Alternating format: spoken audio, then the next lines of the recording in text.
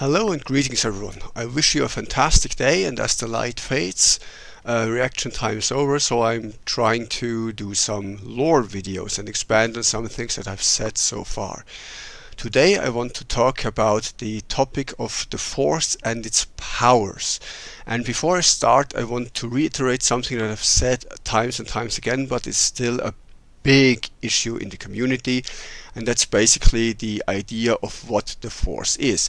Now, to make it short, yes, Lucas had an idea and Yoda said something. Lucas changed his mind later on, Star Wars evolved, Yoda was wrong. Turns out that actually the Force is a light side, a dark side, and a gray side, and that the light and the dark sides are extremes.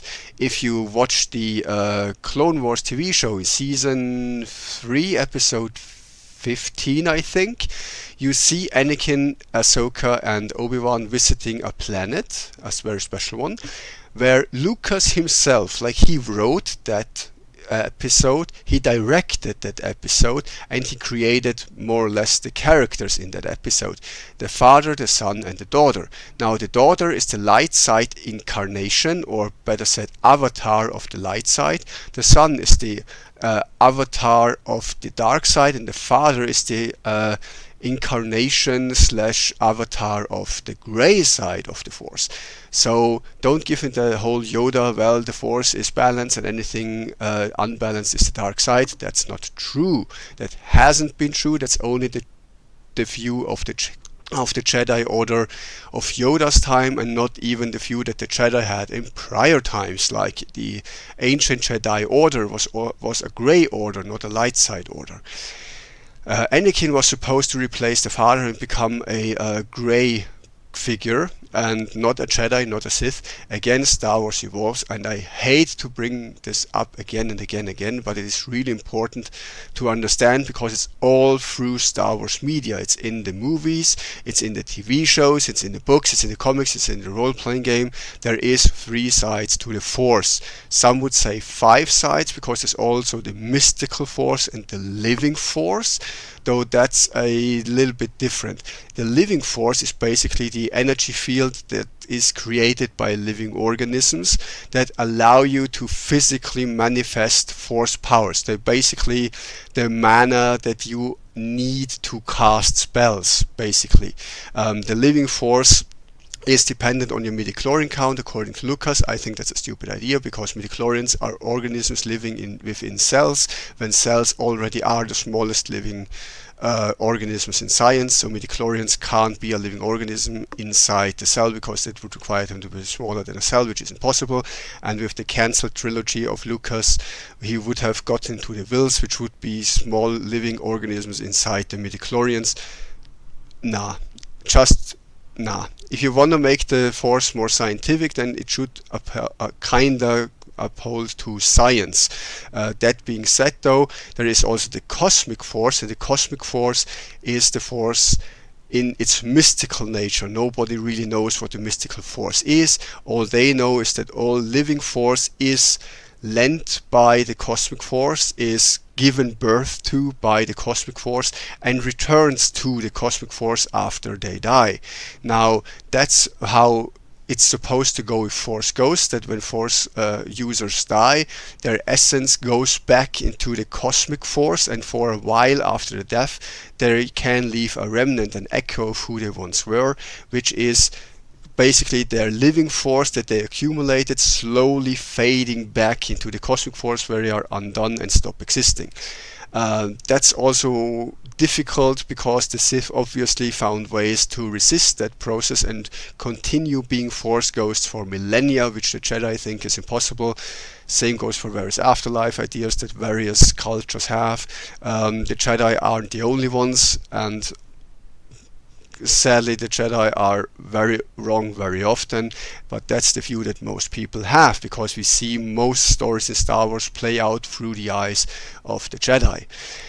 Now, with that being said, Force powers, that's also a huge topic that most people don't really know much of, because most people only know the Force powers depicted in the movies.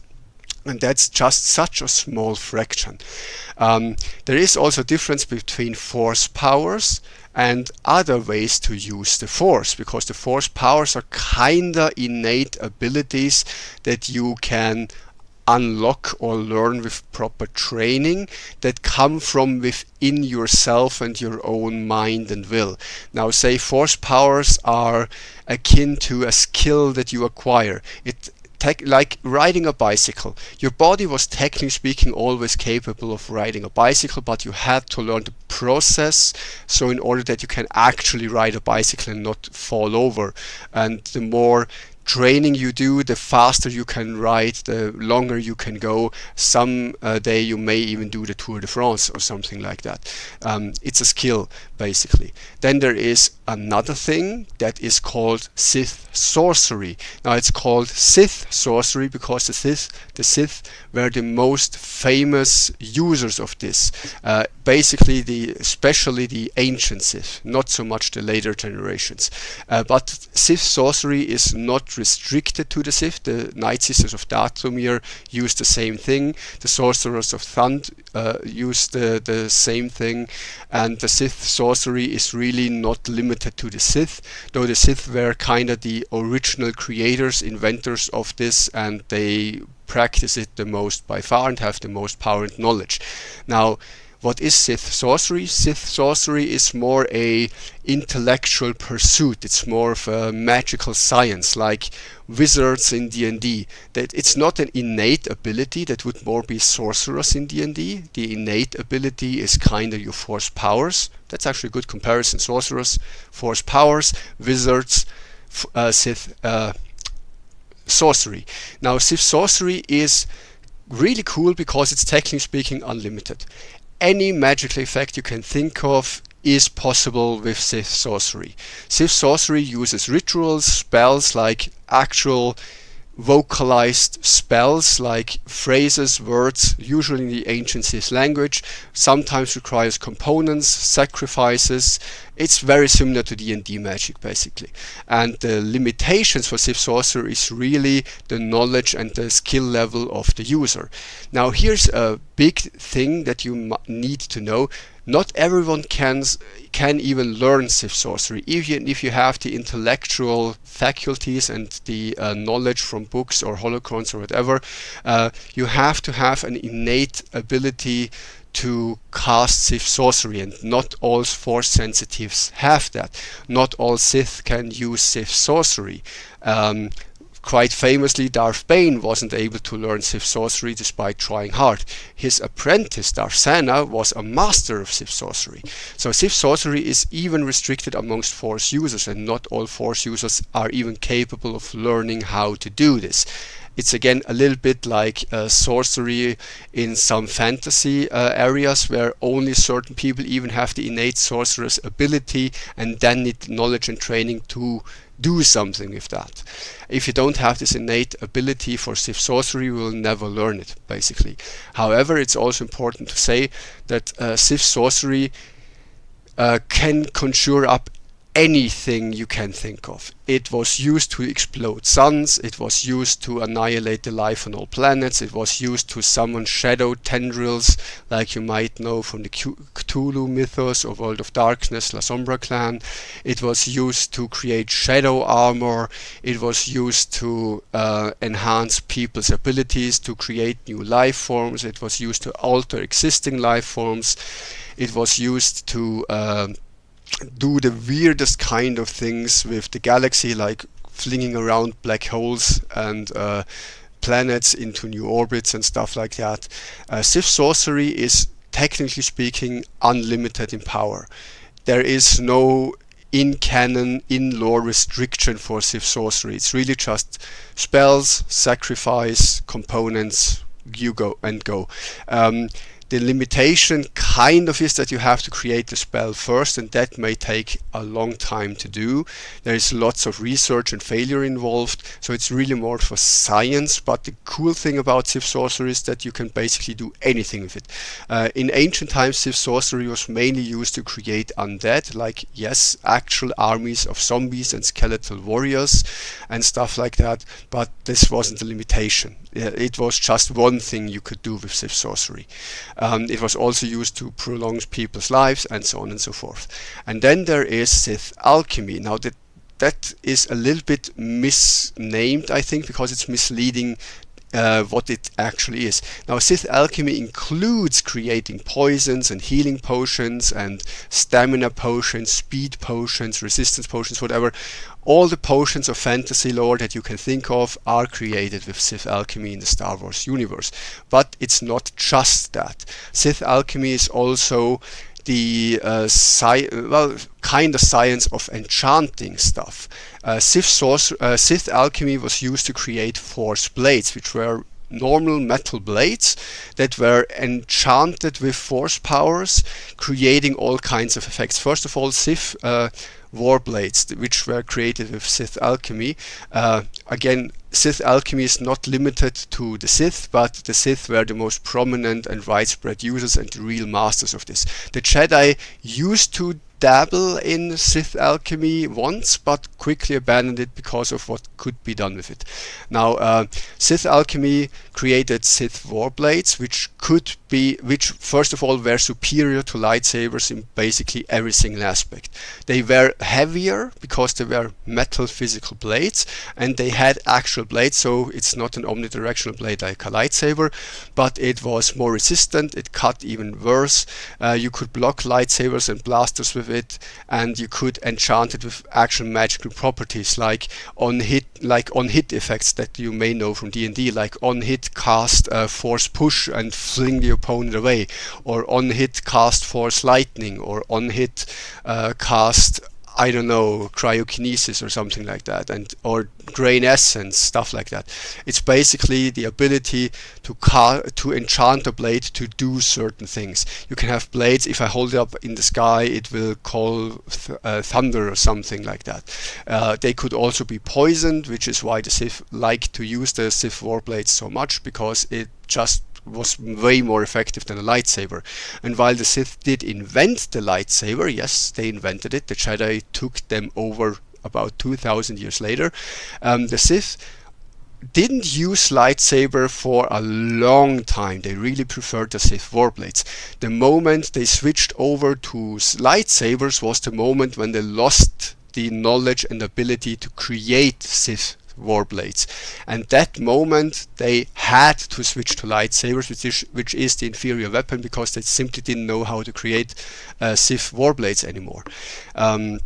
Also, Sith alchemy could be used to create magical armor, like there was a pendant created by, I'm not sure which ancient Sith Lord that was, that basically cast a force push against any attack incoming. So whenever a rocket launcher, a blaster bolt, a sword strike, anything came towards the body of the wielder, the wearer of the necklace, it would automatically repel whatever's incoming with a force push. That's how this amulet protected its wielder. You could also do amulets with force shield or fire resistance or whatever. Anything's possible with the enchantment. Basically, any enchanting effect you can think of is possible with Sith alchemy. Sith alchemy wasn't limited to that either, because, Sith alchemy also altered living organisms. And Sith alchemy was famously used to create hordes and armies of monsters, like legit monsters. Many monsters in Star Wars were created with Sith alchemy, like the Rancors. Many creatures that you may know from horror movies or the Cthulhu mythos or something exist in Star Wars as well, and they were created artificially as a science project by Sith alchemists. Sith alchemists took vegan, plant-eating, peaceful animals and used Sith alchemy to turn them into raging monsters of war and let them loose on their enemies. Sith alchemy could do a lot of things. Again, these are three different ways to use the Force in Star Wars.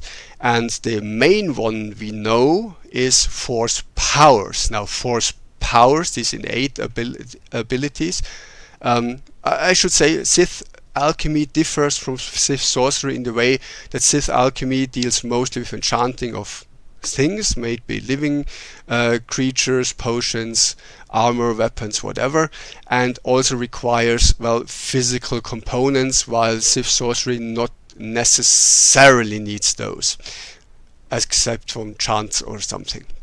That being said, Force powers, those innate abilities, are categorized in 3 different categories. The first one that almost all Force sensitives have, trained or not, is sensing abilities like precognition. That's basically good instinct. You feel when danger is around you. You just know that the die is gonna land on the number 5 or something like that. It's what lets people make super lucky shots. Precognition is the basic ability that all Force sensitives have. It's just knowing the future by a little. Well, not knowing, like more sensing it. It's why Force sensitives usually have super good reflexes, because they simply have a longer time to react, because they know things are coming before they're actually coming. It's a fantastic way in Star Wars to explain why lightsaber duels last for minutes and sometimes even hours, when real battles were usually over after a few seconds. Basically, the first proper strike ended the entire duel. In Star Wars, the reason that is not the case is because both duelists, both combatants or more, know the future before it happens. So they, in reality, if I move my shoulder, you may see that and realize, oh, there's a strike coming in, I now need to move myself, and if you're not fast enough, you're hit, or you don't even see it coming. For Jedi, or basically Sith, Force sensitives in general, precognition is the ability to see a strike coming at you, or a blaster bolt coming at you, before it's fired. You can react to things before they happen. You know what your opponent is going to do before your opponent knows he's going to do it. And that's why lightsaber duels last so awfully long, because everyone knows how to defend against a strike before the strike even happens. And that makes Star Wars choreography so fun to watch, because while it's clearly a choreographed fight, it's realistic in the Star Wars universe, because yeah, if you know what your opponent is going to do, you can react with the weirdest, most acrobatic, strangest, in terms of real life, least effective ways, because you know you're safe, basically. And the precognition is really the ability that lets you drag out fights and makes lightsaber combat so cool, because it's sort of choreographed in world. Like, I know my opponent is going to do a 1, 2, 3, 2, 4, 2. And if I know that, I can block that before it even happens and have perfect timing, and it looks cool with nothing really happening. So that's not the only way of sensing powers, however. Stronger powers of the sensing type are like being able to read minds. That's a further expression of it. There is a deeper ability of sensing that allows you to predict the future. That's prophecies, that's prophetic dreams, that's actual visions of the future. And that can go insanely wide. Like the strongest force sensing power in Star Wars is actually one that only the Sorcerers of Thund possess, which are Grey Sith, by the way. And the Sorcerers of Thund are capable of changing the future before it happens. Basically, they see all possible futures lined out in front of them, and they can choose whichever of the potential futures is going to happen. So they can directly affect how things are going in the future, because they choose the future that they like the most. Now, they can't do whatever with the future, but if the future has various paths in which it would split to, they can choose which one is going to happen and be real. That's the most powerful version of all of this, because you can basically determine who wins a fight or something. That's pretty cool.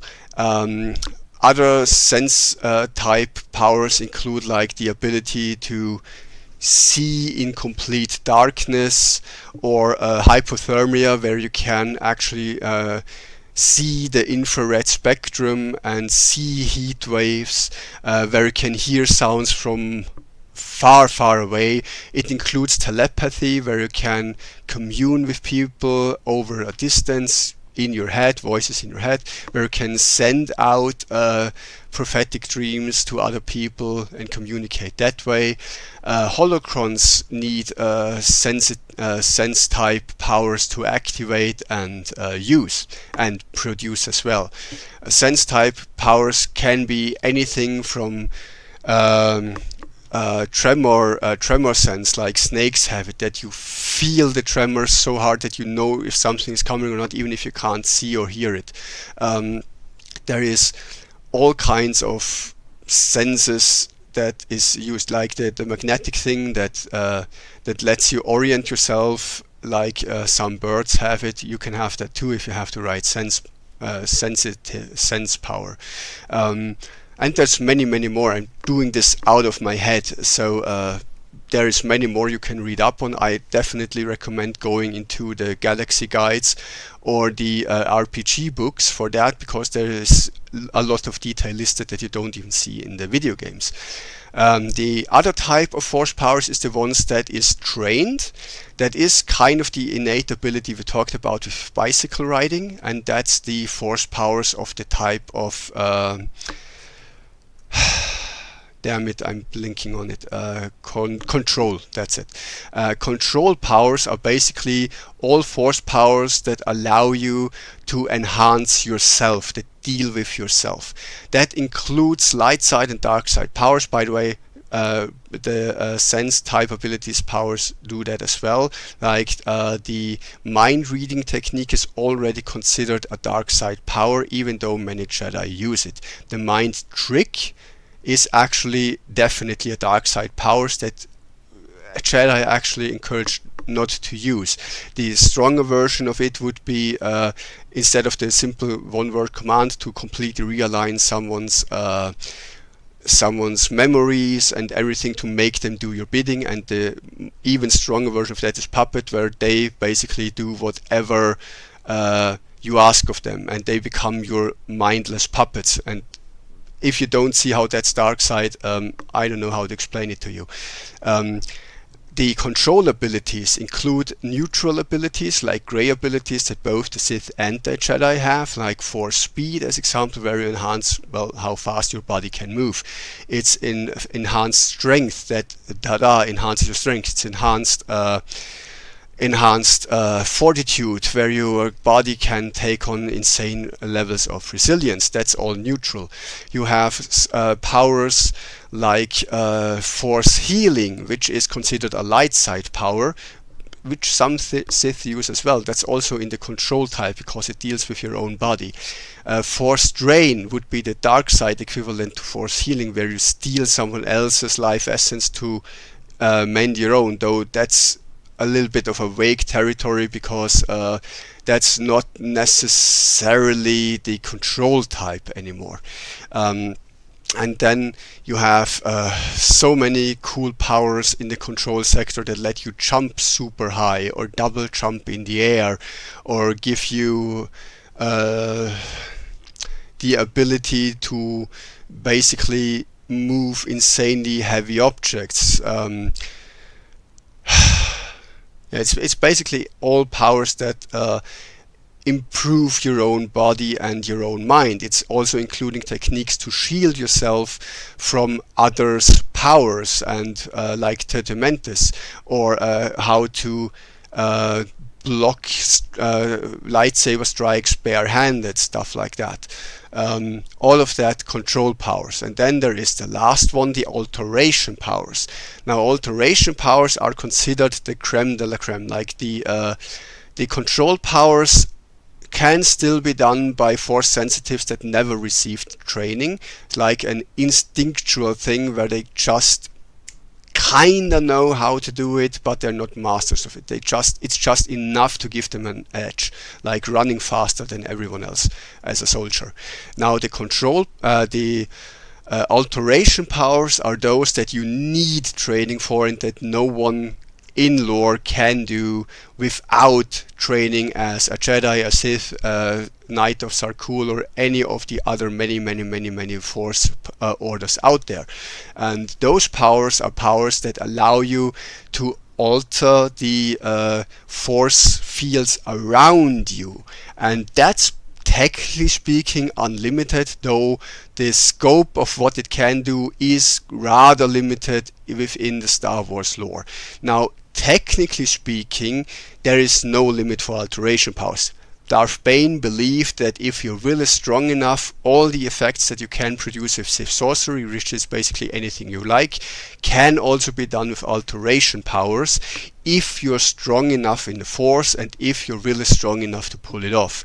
He kind of proved that because he was able to summon those dark tentacles, shadow tentacles himself, which Darsena used Sith sorcery for to do that. Bane could do that without knowing Sith sorcery, just with his will. So he kind of proved his point that all the effects of Sith sorcery are theoretically possible with normal Force powers as well.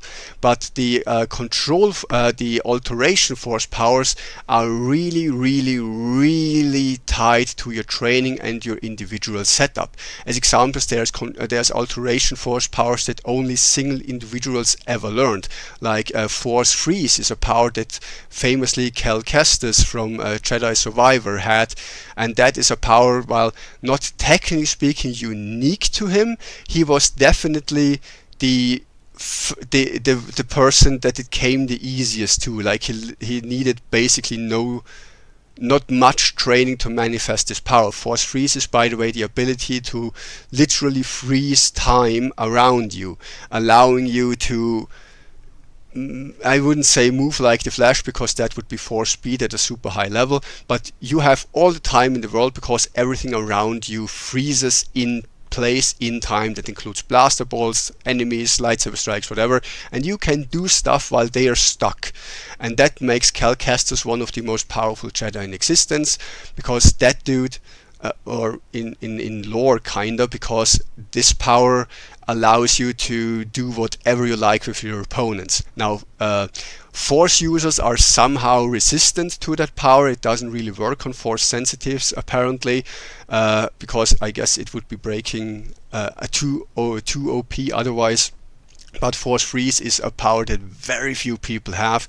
I know Kylo Ren has it in the sequel trilogy, though also in a very limited fashion. Luke has it too, I think, in the sequel trilogy, but it was not a power that Luke originally had.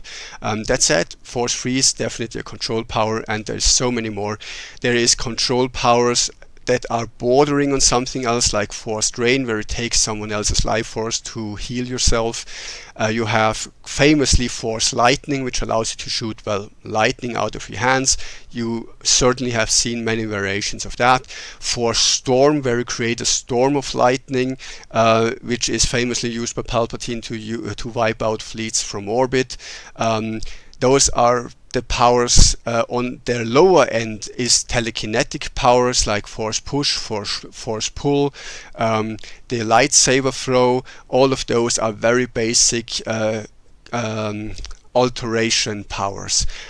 You have alteration powers that can go as far as drawing energy from, say, a sun to power yourself, as we see with many Sith Lords in the lore. You have force powers, alteration powers that allow you to create shields around you, that allow you to use environmental hazards in your favor. They allow you to, that's by the way a nice control power, like the ability to not need to breathe for a while. I'm not sure how what's that is called, but it allows you to go through poisonous fog or underwater and stuff like that. There is powers like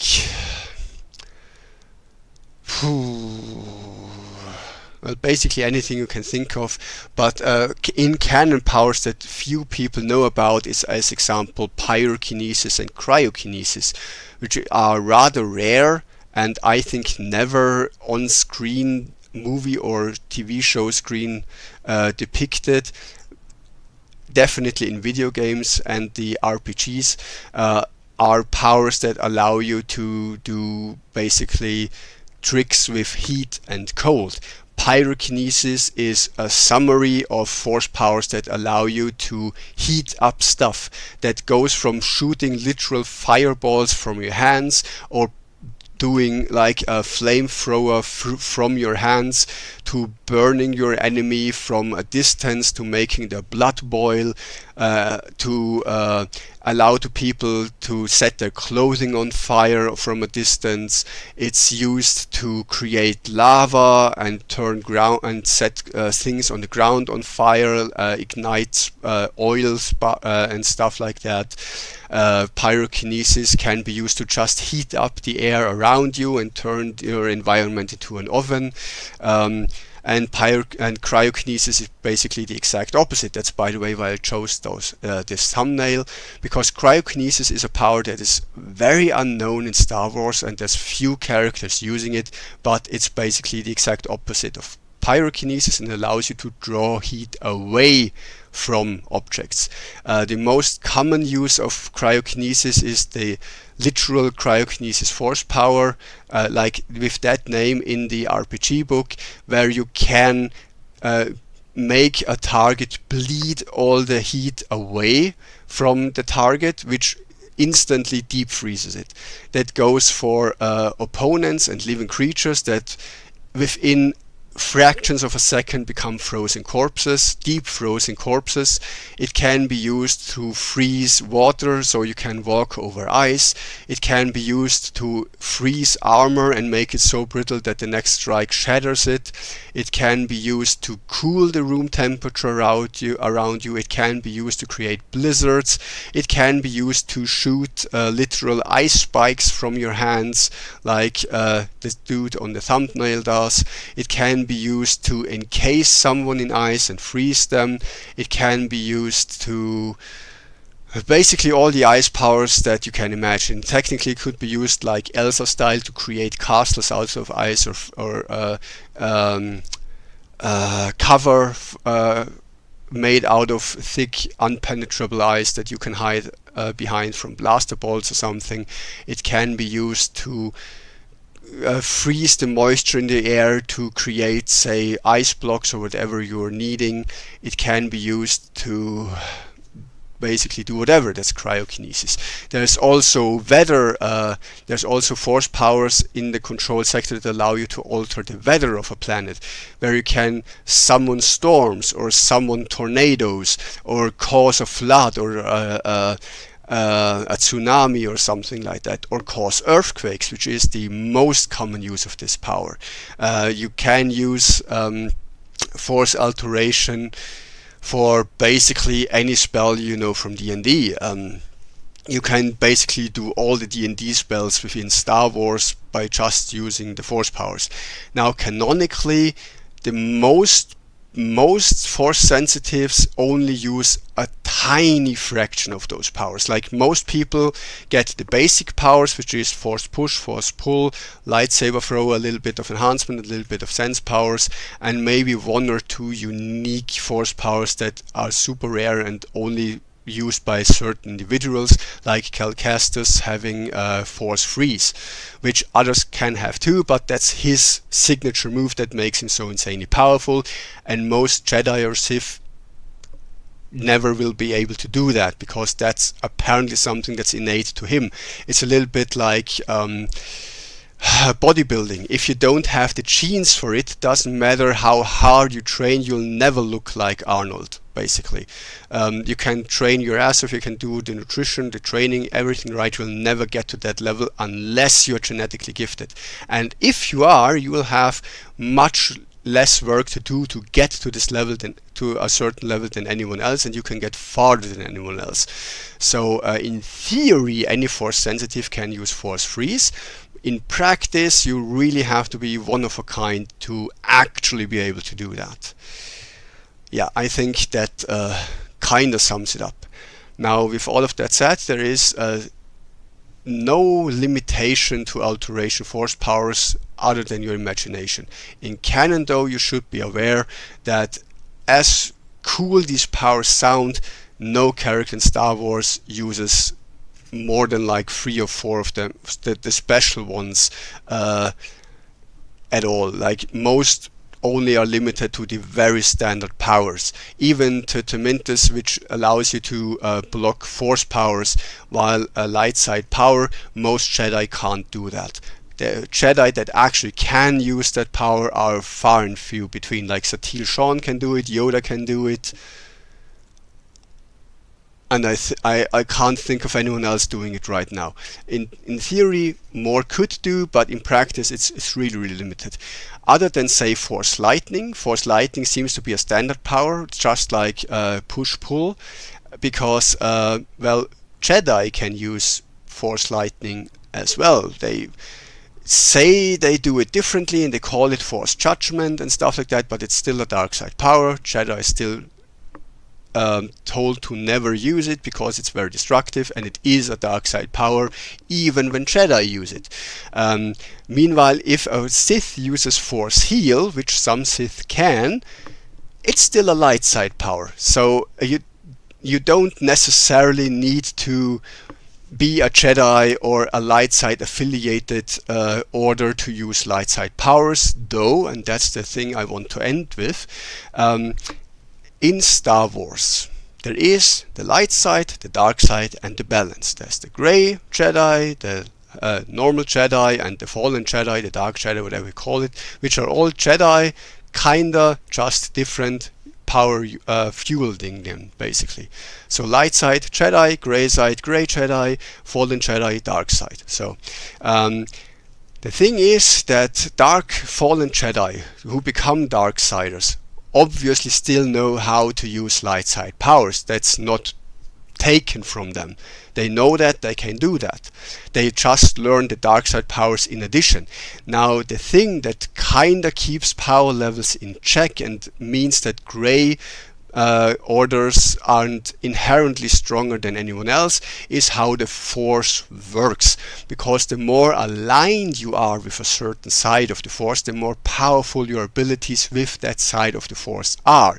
So grey Jedi are more versatile. They have a wider arsenal of powers that they can access. They can use light and dark side powers, but the scope to which they can use them is very limited because they neither go full dark side nor full light side.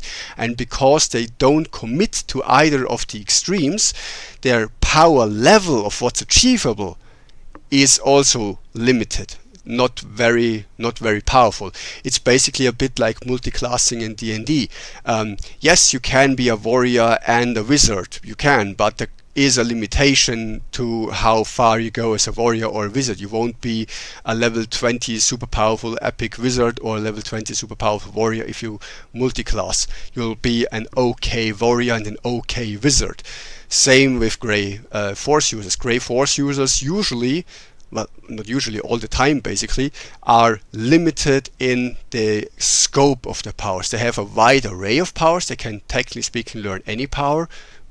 Technically speaking, anyone can learn any power. But the grey users can use light and dark side powers to an okay level. They can use Force Heal and Force Lightning, and it both work. They do their thing, but they can't go mastery level on either of the powers. If you are a Sith and you go full dark side, your Force Lightning will absolutely annihilate a grey Jedi's Force Lightning or a Jedi's Force Lightning. Your Force Lightning will be so much more powerful because Force Lightning is attuned with the dark side, and if you are attuned with the dark side, you just have so much more power. I'm not sure mana is the right word is, and I don't know which system it is with sorcery points where you can spend, was it Pathfinder?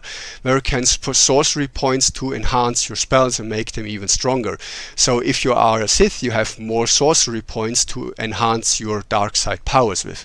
Meanwhile, if you are a Jedi, you have more sorcery points to enhance your light side powers with. If you're a Grey Jedi, you don't get sorcery points, you just have the base abilities.